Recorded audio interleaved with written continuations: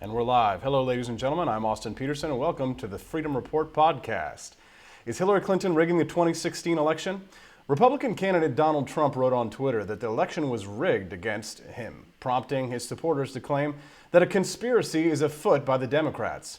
Trump tweeted, "The election is absolutely being rigged by dishonest and distorted media pushing crooked Hillary, but also at many polling places. Sad."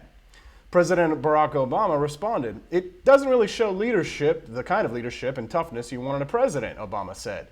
"You start whining before the game is even over. If whenever things are going badly for you and you lose, you start blaming everybody else, then you don't have what it takes to be in this job." Pretty snarky. An AP poll found that only a third of Republicans believe that their votes will be fairly counted. Election officials are worried that these claims might actually dampen turnout or even cause supporters to deny the legitimacy of the election if Trump loses. Florida Senator Marco Rubio disagreed with Trump, saying that this election is not being rigged. There is no evidence behind any of this, so this should not continue to be said. Trump's claims are putting Republican governors in a tough spot. Since elections are decentralized, they are responsible for ensuring that their states engage in free and fair elections. But their assurances that their elections have integrity have fallen on deaf ears, with the sheriff of Milwaukee County in Wisconsin, David Clark, posting on Twitter that it's, quote, "torches and pitchforks time." Unrest has broken out across the nation over the issue, with Republican Party office in North Carolina being set on fire, and pro-Trump demonstrators in Virginia allegedly flashing firearms outside a Democratic congressional candidate's office in Charlottesville. So, what are the arguments against and for the claims of voter fraud? On the against side, it would require a vast, enormous conspiracy across thousands of precincts for voter fraud to affect the outcome of a national election. But remember, elections are locally run, not federally. Even if you just focused on a state that's important to the Electoral College and tried to pull it off in something like 400 districts, do you really think that voting officials across those precincts aren't going to run their big mouths? Seems implausible. Also, the states where the two candidates are polling the closest, Iowa, Ohio, Arizona, Florida, North Carolina, Alaska, and Georgia, these all have Republican governors. So what about voter fraud? The Government Accountability Office, or the GAO, acknowledged that while it was difficult to count voter fraud, they found very few instances of it actually occurring. Loyola Law School professor Justin Levitt published a comprehensive analysis finding that only 31 incidents of voter fraud that might have been protected with stronger voter ID laws. Another analysis looked into 2,068 allegations of fraud, and only 10 cases out of those were proven to involve impersonation. Now, let's look at the argument for a rigged election. And remember, this is one single case, not evidence of a widespread national conspiracy. However, it is concerning and something we absolutely must address if we are to have a free society.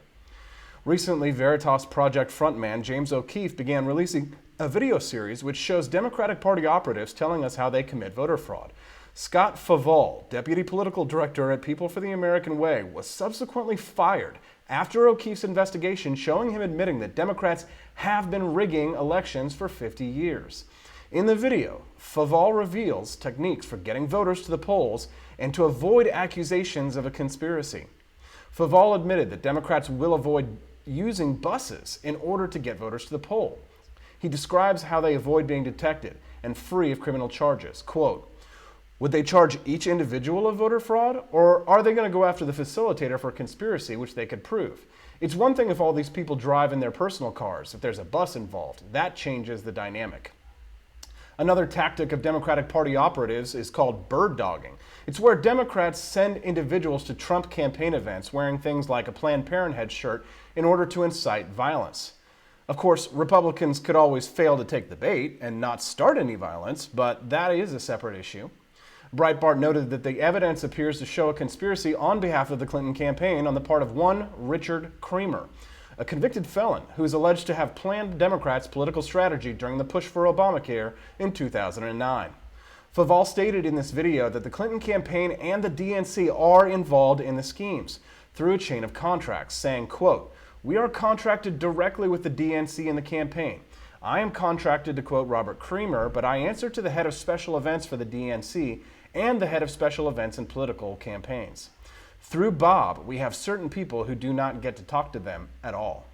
Now, WikiLeaks revealed that at least one bird dogging operation was approved directly by Robbie Mook, a campaign manager on Hillary's campaign.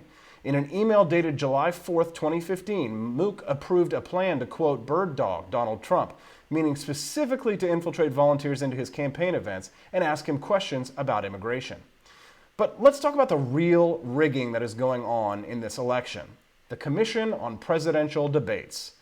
The Commission on Presidential Debates is a bipartisan duopoly set up by the Republicans and Democrats to determine who will be allowed to debate in the presidential debates. Currently, there is an arbitrary threshold of 15% set by this commission, which ostensibly is set up in order to exclude third-party candidates like Gary Johnson and Jill Stein. This is really the only place where a concentration of power by election officials is truly rigged in such a way as to have a national impact. Voters who are concerned with election rigging don't seem too worried about that, however, because as usual, the mainstream media and the power elites are jingling the keys of local voter fraud, which is nearly insignificant, so that we will be distracted by the real fraud which is occurring in the two-party system.